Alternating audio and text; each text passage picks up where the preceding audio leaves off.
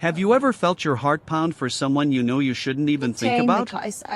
Like, every single glance feels like you're breaking some unspoken rule, but you can't stop yourself. It's like your body's betraying your brain, pulling you towards something forbidden, dangerous. That was me, stuck in this tiny, suffocating apartment with my roommate, Jake, and the girl he was completely obsessed with, Lila. She wasn't just his crush, she was his everything. His late-night rants, his reason for dragging me to the same coffee shop every weekend, his entire world revolved around her. But here's the kicker, Lila's eyes? They weren't on Jake. They were on me. And God help me, I couldn't look away either. It started with these tiny, fleeting moments that felt innocent enough at first. Her hand brushing mine when she passed me the salt at dinner. A quick smirk when Jake was too busy talking to notice. Those little sparks caught me off guard, lit something inside me I didn't even know was there. Before long, I was burning for her. Living in that cramped space with her was pure torture, her laugh echoing through the apartment, her accidental touches when we'd pass in the narrow hallway, the way she'd walk by my room in nothing but an oversized t-shirt, her silhouette just visible through the crack in my door. I'd lie awake at night, hearing her voice through the paper-thin walls, wondering if she was thinking about me too. Was she? Or was I just losing my mind, spiraling into something I couldn't control? The worst part of it all was Jake. He wasn't just my roommate, he was my best friend.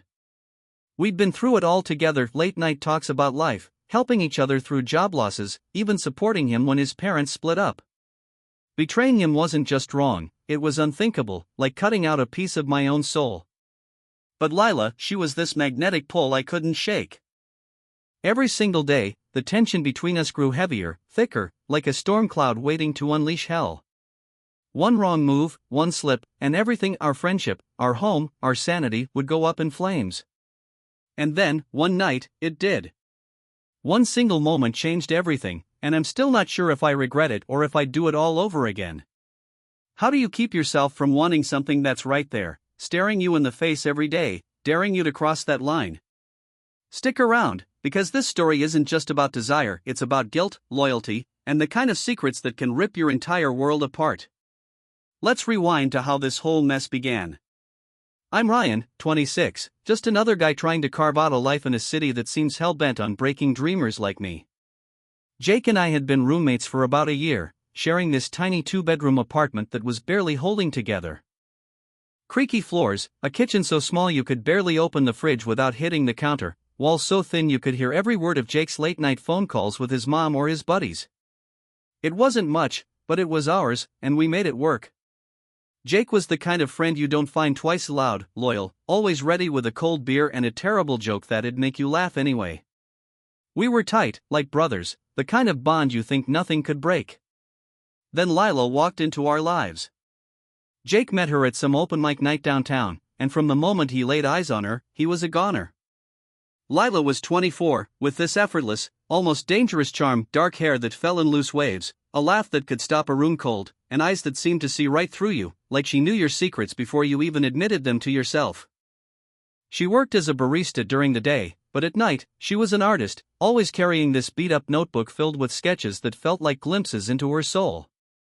Jake was completely smitten, talking about her nonstop, plotting ways to ask her out, dragging me to her coffee shop where I'd sit there, sipping overpriced lattes, watching him stumble through awkward small talk.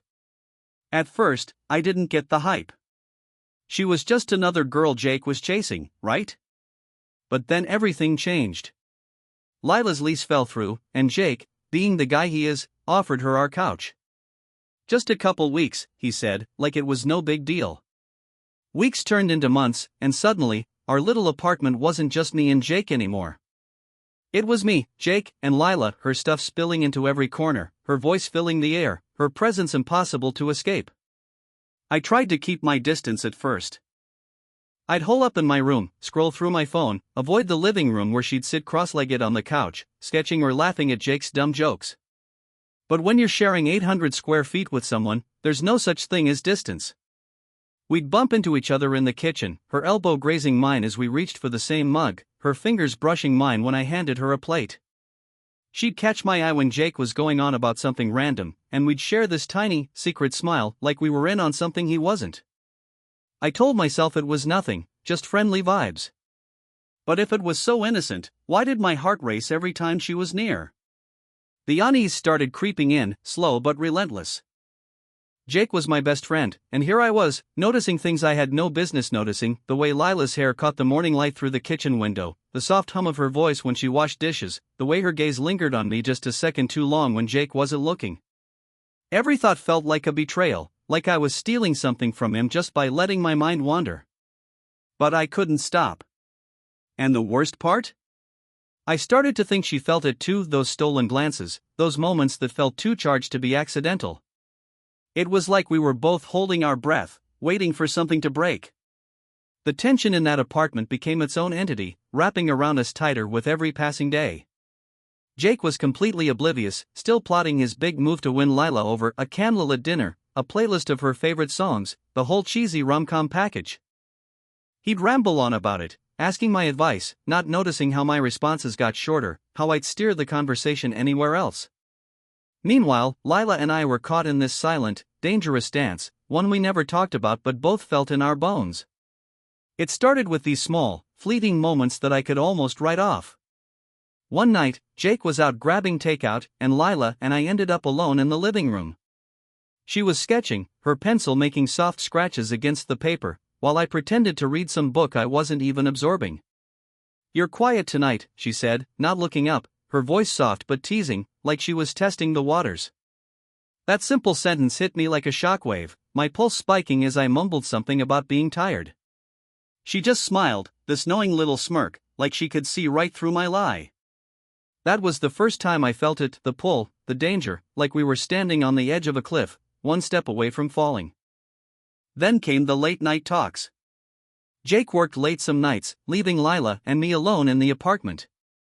We'd end up in the kitchen, splitting a bottle of cheap wine, talking about anything and everything, movies, music, her art.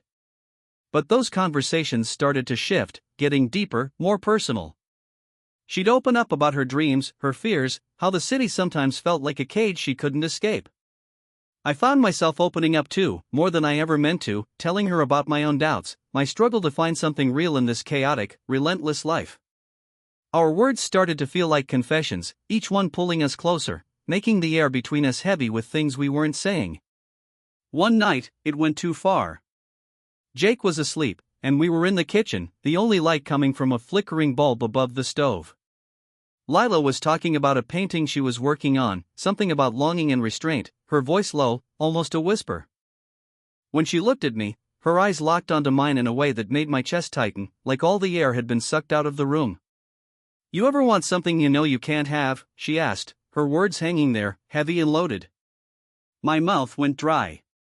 I wanted to laugh it off, to say no, to change the subject, but I couldn't lie. Not to her. Not in that moment. So I nodded, and for a second, the world shrank to just us, two people teetering on the edge of something we hadn't dared to name. The guilt was suffocating, a constant weight pressing down on me. Every time I laughed with Jake, every time we played video games or cracked open a beer, I felt like a traitor. He trusted me with everything, and here I was, letting these feelings for Lila grow like weeds, choking out every ounce of loyalty I had. I tried to pull back, to put distance between us, but it was impossible. Lila didn't make it any easier. She'd find reasons to be near me, brushing past me in the hallway, her arm grazing mine, asking for help with something trivial, her fingers lingering on mine when I handed her a book or a pen. Each touch was a spark, each glance a question I didn't know how to answer. I was drowning in it, torn between wanting her and hating myself for it. Then came the night that changed everything. Jake had planned this big dinner for Lila, his grand gesture to finally win her over. He'd spent days agonizing over the menu, the music, the vibe. But at the last minute, Lila canceled, saying she wasn't feeling well. Jake was crushed, retreating to his room with a bottle of whiskey, leaving the apartment heavy with his disappointment. I found Lila in the living room, staring out the window, her sketchbook abandoned on the couch. "You okay?" I asked, my voice barely above a whisper, like I was afraid to break the silence. She turned, and there was something raw in her eyes, something that mirrored the storm raging inside me. "I don't know what I'm doing anymore," she said, her voice trembling. Before I could stop myself, I was standing too close, her breath warm against my cheek, our hands brushing, then holding. The air crackled with everything we hadn't said, everything we weren't supposed to feel. We didn't kiss, not then, but we might as well have. That moment was electric, charged with all the desire and guilt we'd been carrying. When Jake's door creaked open, we sprang apart, guilt flooding through me like ice water. He didn't see anything, didn't suspect a thing, but the weight of that almost moment clung to me for days. I couldn't look at him without feeling like I'd driven a knife into his back. After that night, things got messier, more tangled, like a knot we couldn't undo. Lila and I didn't talk about what happened or what didn't happen, but it was there, a current running beneath every glance, every word. We were careful around Jake, keeping our interactions short, our eyes averted, but the tension was unbearable, a physical thing pressing in on us. Every shared glance felt like a secret we were both keeping, every accidental touch like a betrayal we couldn't take back. I tried to pull away, to put some distance between us.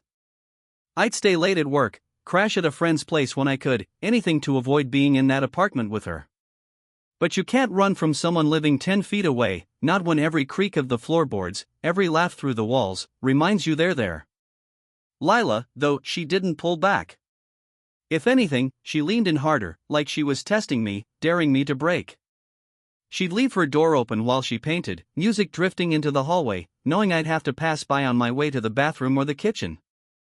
She'd ask me to look at her sketches, standing so close I could smell her shampoo, her shoulder brushing mine as she pointed out some detail in her work. It was torture, but the kind you don't want to stop, the kind you crave even though you know it's killing you. I hated myself for it, but those moments, those slivers of connection, felt like they belonged to us, like they were the only thing keeping me alive. Jake, meanwhile, was falling apart. His big dinner plan had crashed and burned, and Lila's disinterest was finally starting to sink in. He'd mope around the apartment, drinking too much, asking me over and over if he was doing something wrong. "She's just not into me, is she?" he'd say, his voice heavy with defeat, and I'd mumble some half-hearted reassurance, hating how every word felt like a lie. I wanted to tell him the truth, not about Lila and me, but about her not wanting him, about how she'd never looked at him the way he wanted her to. But how could I? Every word felt like it would unravel the fragile thread holding our friendship together. Then came the party. Jake threw a small get-together at our place, desperate to impress Lila, to show her he could be the guy she wanted. He invited a few friends, strung up fairy lights, even bought her favorite wine, like some kind of hopeless romantic. I didn't want to be there, didn't want to watch him try so hard for something that was never going to happen, but he insisted. "You're my wingman," he said, clapping my shoulder, and the guilt twisted in my gut like a blade. I stayed, but I felt like a fraud. The night was a blur of music, laughter, and too many drinks, but Lila and I kept finding each other's eyes across the room. She was wearing this black dress, simple but devastating, and every time she moved, it hit me like a punch to the chest. At one point, she cornered me in the kitchen, away from the others, the hum of the party muffled behind us. "You've been avoiding me," she said, her voice low, almost accusing, her eyes searching mine. I tried to deny it, to play it off, but she stepped closer, her hand brushing my arm, sending a jolt through me. "Don't," she whispered. "Don't pretend this isn't happening." My heart was pounding so hard I thought it might burst, and for a second, I thought we might cross that line right there, in the middle of Jake's party. But then Jake stumbled in, grinning, oblivious, and the moment shattered. That moment in the kitchen lit something in me, though a reckless, desperate need to know what this was, what we were. The next day, with Jake out running errands, I found Lila alone in the living room, her sketchbook open but untouched. "We need to talk," I said, my voice shaking, barely holding it together. She nodded, like she'd been waiting for this moment as long as I had. What followed was the most honest, gut-wrenching conversation of my life. She admitted she felt it too, the pull, the connection, the thing we couldn't put a name to. But she also said she didn't want to hurt Jake, didn't want to be the reason our friendship fell apart. Neither did I. We sat there, caught in this impossible space between wanting each other and knowing we couldn't have it, knowing that whatever we did next would change everything. We agreed to keep our distance, to let it fade, to do the right thing. But even as we said the words, we both knew it was a lie, a promise we couldn't keep. The breaking point came a week later. Jake was out of town for a work thing, leaving Lila and me alone in the apartment for the first time in weeks. The air was thick with everything we'd been avoiding, every glance, every touch, every word we hadn't said.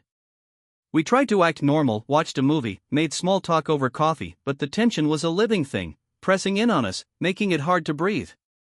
Then, in a moment of weakness, it happened. She reached for my hand, her fingers curling around mine, and I didn't pull away.